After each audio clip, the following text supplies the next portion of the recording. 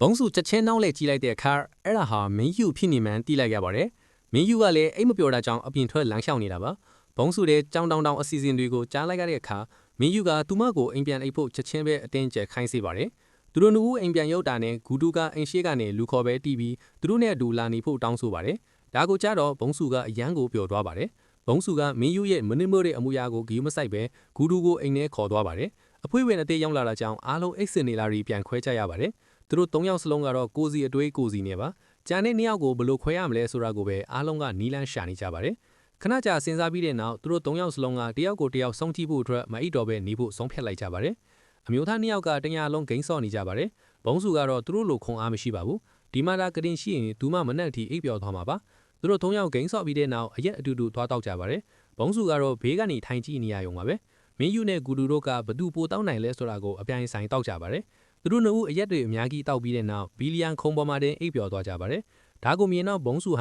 ာတပ်ပြင်းပဲချနိုင်ပါတော့တယ်ဘုံစုဟာပတ်ဝန်းကျင်ကိုတစ်ချက်ကြည့်ပြီးသူတို့နှစ်ဦးကိုပခုံးပေါ်ထိုင်းခါအပြင်ကိုခေါ်ထုတ်လာခဲ့ပါတယ်ဘုံစုကအမူးပြည့်စေးသွားဝဲတဲ့အချိန်မှာပဲကြံကဲတဲ့နှစ်ယောက်ကိုလူမိုက်နှစ်ယောက်ကလာရောက်ရှာဖွေပါတယ်သူတို့ကတန်ဖိုးကြီးပစ္စည်းတွေကိုလူချင်နေတာပါဘုံစုပြန်လာတဲ့အခါလူမိုက်တွေကဂူတူကိုရှာဖွေနေတာကိုမြင်သွားပါတယ်ဘုံစုကပစ္စည်းတွေကိုပြန်ပေးရင်သူမကဘာမှမမြင်သလိုဟန်ဆောင်ပြီးထွက်သွားပေးမယ်လို့ငင်းသားစွာပြောပါတယ်ဒါပေမဲ့မတိနားမလေတဲ့လူမိုက်တယောက်ကဘုံစုကိုပါရိုက်လိုက်ပါတယ်ဒါကြောင့်ဘုံစုကသူ့ကိုအမိုက်ပုံနဲ့ရောက်သွားအောင်ချက်ချင်းလွှင့်ပစ်လိုက်ပါတယ်ကြံတဲ့အပေါင်းအပါတွေကဒါကိုမြင်ပြီးတစ်သားတို့ကိုနဲ့ပြေးဝင်လာပါတယ်ဒါပေမဲ့ဘုံစုရဲ့စပင်းတပင်းကိုတော့မထိနိုင်ခင်မှာတဲ့သူမကသူ့ကိုနောက်ပြန်ပစ်ပေါက်လိုက်ပါတယ်တိုက်ပွဲပြီးတဲ့နောက်ဘုံစုဟန်အကောင်လေးနှစ်ယောက်ကိုအိမ်ကိုဘေးကင်းစွာပြန်ခေါ်လာနိုင်ခဲ့ပါတယ်နောက်တစ်နေ့မှာတော့ဘုံစုကစောစောထားပြီးဂူရုအတွက်ခန်းထားတဲ့နက်နက်စားကိုချက်ကျွတ်သေးပါတယ်ဘေးမှာထိုင်နေတဲ့မင်းယူကတော့အလားကလာစားတဲ့သူဖြစ်တာကြောင့်ဘာမှတောင်းဆိုပိုင်ခွင့်မရှိပါဘူးထမင်းစားပွဲမှာဘုံစုကအားနေကျင်အောင်ဆောင်ပြီးရော်ပလင်းကိုမဖွင့်နိုင်ဘူးလို့ဟန်ဆောင်ပါတယ်ဒါကမင်းယူကိုစကားတောင်မပြောနိုင်လောက်အောင်အံ့ဩသွားစေပါတယ်ဘုံစုကဒီလောက်တောင်အားနေရသလားဆိုပြီးမင်းယူမယုံနိုင်အောင်ဖိညင်ရပါတယ်မနေ့ကပျော်စရာတွေပြီးတဲ့နောက်ဘုံစုဟာသူတို့နှစ်ဦးကိုခွဲဖို့ပို့ပြီးဆုံးဖြတ်ချက်ခိုင်မာသွားပါတယ်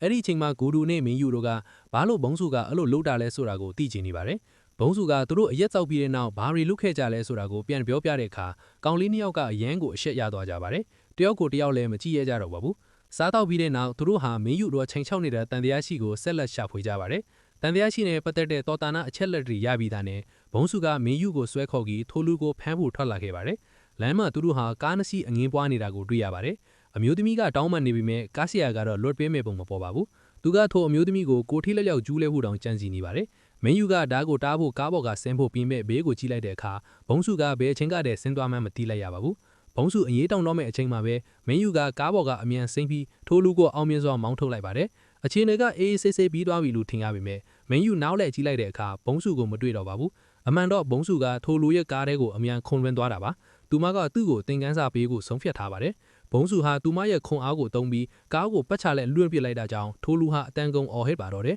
မင်းယူရောက်တဲ့အခါဒီကြောက်စရာကောင်းတဲ့မြင်ကွင်းကိုမြင်လိုက်ပါတယ်ဘုံစုကသူ့ကိုဘယ်လိုအန်အောစရာလက်ဆောင်မျိုးနဲ့ပေးမလဲမသိတာကြောင့်မင်းယူကဘုံစုကိုဘယ်တော့မှမစားတော့ဘူးလို့စိတ်ထဲကနေတွေးလိုက်ပါတယ်အဲ့ဒီနောက်သူတို့နှစ်ဦးဟာမင်းယူရဲ့မိဘတွေအိမ်ကိုအတူတူသွားကြပါတယ်မင်းယူဟာရောင်ချချင်းစိတ်ဝင်စားသူလို့ကော်လာဟလထွက်နေတာကြောင့်အဲ့ဒီညမှာသူ့အဖေကသူ့ကိုခေါ်တွေ့တာပါအဖေဖြစ်သူကဒီကော်လာဟလတွေကိုခြေဖြတ်ဖို့မင်းယူကိုလက်ထပ်ဖို့ပြောပါတယ်မင်းယူကဘုံစုကိုအကားအကွယ်အဖြစ်အသုံးယူလိုက်ပါတယ်မင်းယူကဘုံစုရဲ့လက်ကိုကန်ပြီးသူမဟာသူ့ရဲ့ချစ်သူဖြစ်တာကြောင့်သူတို့အတူတူနေထိုင်နေကြတာကြောင့်ကိုအဖေဖြစ်သူကိုပြောလိုက်ပါတယ်ဘုံစုအံ့ဩသွားပေမဲ့တခြားရွေးချယ်မရှိတာကြောင့်မင်းယူရဲ့ဇညုံအတိုင်းပဲလိုက်လုပ်ပေးရပါတယ်နောက်တနေ့မှာတော့မင်းယူကမနေ့6မာရီမှာနိုးပြီးခွန်နောက်ထင်းချုပ်တဲ့လေ့ကျင့်ခန်းတွေလုပ်ဖို့ခေါ်သွားပါတယ်ပထမဦးဆုံးအနေနဲ့ကြောက်တုံးအတုတွေပေါ်တက်ခိုက်ပါတယ်ဒါတွေကတော့ဘုံစုအတွက်အရန်ကိုလွယ်ကူလွန်းလို့ပါခဏလေးမှလည်းသူမကတောင်တစ်ကိုရောက်သွားပါတယ်မင်းယူနဲ့ဘေးကလူတွေဓာတ်ကိုမြင်ပြီးအံ့ဩသွားကြပါတယ်အဲ့ဒီနောက်မင်းယူကစင်ခေါ်မှုကိုတိုးမြင့်ပြီးဘုံစုကိုလဲတွေဆွဲခိုက်ပါတယ်လဲသဆန်ဆွဲရတာကသူမအတွက်ဘာမှမဟုတ်ပါဘူး